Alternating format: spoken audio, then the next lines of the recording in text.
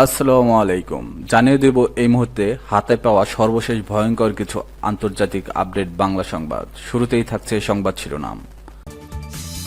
ইরানের আকাশসীমা আমরা পূর্ণ নিয়ন্ত্রণে নিয়েছি, জানিয়েছে ট্রাম্প। এরপর রয়েছে ইরানের ফোর্দো পারমাণবিক স্থাপনা ধ্বংসের বোমা নেই ইসরায়েলে।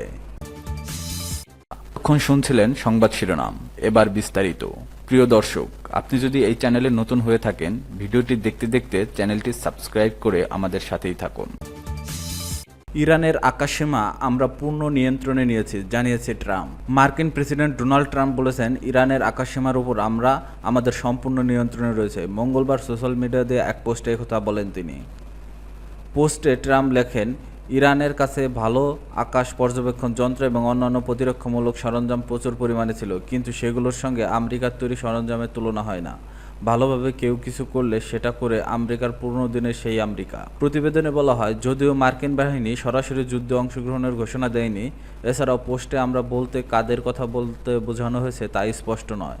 ট্রাম্প আরও বলেন, আমরা চাই না বেসামরিক নাগরিক বা সেনাদের উপর ক্ষেপণাস্ত্র ছোড়া হোক। আমাদের ধৈর্য ফুরিয়ে যাচ্ছে। বিষয়টির প্রতি মনোযোগ দেওয়ার জন্য ধন্যবাদ। এর আগে তেহরানের বাসিন্দাদের জরুরি ভিত্তিতে সেখান থেকে সরে যাওয়ার নির্দেশ দেন ডোনাল্ড ট্রাম্প।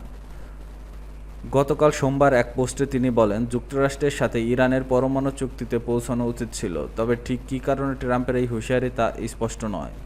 ট্রাম্পের সেই সতর্কবার্তার পরপরই তেহরানে ব্যাপক হামলা চালায় ইসরায়েল। ইরানের ফোর্দো পারমাণবিক স্থাপনা ধ্বংসের বোমা ইসরায়েলে নেই। ইসরায়েল যখন ইরানের পারমাণবিক স্থাপনাগুলো একের পর এক ধ্বংস করছে, তখন অটলভাবে টিকে আছে তেহরানের দুর্গ ফোর্দো। এটি এখন ইসরায়েলের সবচেয়ে বড় চ্যালেঞ্জ হয়ে দাঁড়িয়েছে। পাহাড় কেটে মাটির প্রায় 300 ফুট নিচে নির্মিত এই স্থাপনাটি এমনভাবে সুরক্ষিত যে ইসরায়েলের বিদ্যমান কোনো অস্ত্র দিয়েই সেটিকে ধ্বংস করা সম্ভব নয়।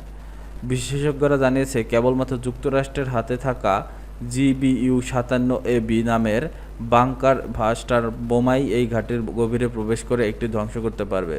তবে এই মুহূর্তে ইরান ইসরায়েল হামলায় যুক্তরাষ্ট্র সরাসরি জড়াবে না বলে জানিয়েছে দেশটি। ফলে ইরানের পারমাণবিক সক্ষমতার মেরুদণ্ড বলে বিবেচিত এই ফোর্দো ঘাঁটিকে ধ্বংস করতে না পারলে বাস্তবতায় ইসরায়েলের কৌশলগত সাফল্যকে প্রশ্নের মুখে ফেলছে। New York post AP। ইসরায়েলের যুক্তরাষ্ট্রে নিযুক্ত রাষ্ট্রদূত ইয়েহিয়াল লেইটার বলেছেন, ফোর্দো ধ্বংস না করা পর্যন্ত পুরো অভিযানের কোনো মানে হয় না। অথচ এটি ধ্বংসের কোনো বোমাই নেই তাদের কাছে। ইরানের ফোর্দো এটি এমন পারমাণবিক ঘাঁটি যা ধ্বংস করতে ইসরায়েলকে নির্ভর করতে হবে যুক্তরাষ্ট্র ও তাদের বাংকার বাস্টার বোমার উপরই। ফোর্দো ঘাঁটিটি 2009 সালে নির্মিত হয়। ইরান বহু বছর ধরে এটি মজবুতভাবে তৈরি করছে, যেই বাইরের আক্রমণে এটি ক্ষতিগ্রস্ত না হয়। এর ভেতরে রয়েছে উন্নত মানের সেন্ট্রিফিউজ যন্ত্র, যা পারমাণবিক পদার্থ সমৃদ্ধকরণে ব্যবহৃত হয়। ইরানের পারমাণবিক কর্মসূচি কতদূর? ইরান কি সত্যিই পারমাণবিক বোমার দোরগোড়ায় পৌঁছে গেছে, নাকি পুরো বিষয়টি রাজনৈতিক কৌশলের খেলা? ইসরায়েলের সাম্প্রতিক বিমান হামলা এবং যুক্তরাষ্ট্রের গোয়েন্দা প্রতিবেদনের তথ্য মধ্যে তীব্র অসঙ্গতি এই প্রশ্নকে আবারও সামনে নিয়ে এসেছে। ইসরায়েল দাবি করছে, ইরান দ্রুতগতিতে একটি পারমাণবিক অস্ত্র নির্মাণের পথে এগোচ্ছে, যা থামাতেই তাদের এই সামরিক অভিযান। তবে মার্কিন জাতীয় গোয়েন্দা সংস্থার মূল্যায়ন বলছে ভিন্ন কথা। তারা জানিয়েছে, ইরান পারমাণবিক অস্ত্র বানাতে সক্রিয়ভাবে কাজ করছে না, বরং একটি কার্যকর অস্ত্র তৈরি করে তার নির্দিষ্ট লক্ষ্যবস্তুতে পাঠানোর অবস্থায় পৌঁছাতে তাদের এখনও প্রায় 3 বছর সময় লাগবে। এই দ্বন্দ্বপূর্ণ তথ্য বাস্তবতা এখন বিশ্বজুড়ে ঘুরপাক খাচ্ছে। একটি প্রশ্ন, ইরানের পারমাণবিক কর্মসূচির বর্তমান অবস্থা আসলে কত দূর? মঙ্গলবার 4 জন গোয়েন্দা সংশ্লিষ্ট সূত্রের বরাত দিয়ে CNN-কে জানিয়েছে, মার্কিন গোয়েন্দা সংস্থার মূল্যায়ন উঠে এসেছে।